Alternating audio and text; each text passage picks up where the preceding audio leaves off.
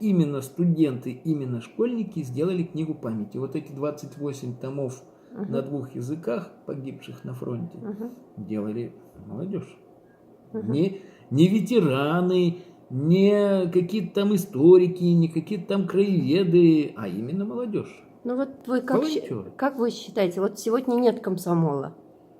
Молодежь где-то... Нет, просто его переименовали в волонтерское движение, так называемое.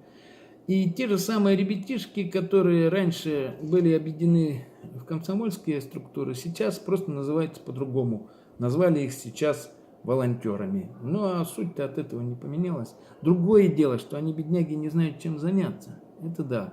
То есть им цель никак не могут поставить. Ради чего объединяться-то? Ради карьеры, опять же, где? В госструктурах, в спорте, в культуре, где? Да, то есть это вот временные кампании у них получается, да? Об этом и речь, что у нас ведь в комсомоле четкие были задачи и цели какие? Само собой, получить профессию, да, хорошую, сделать хорошую карьеру в общественном, да, движении, так сказать.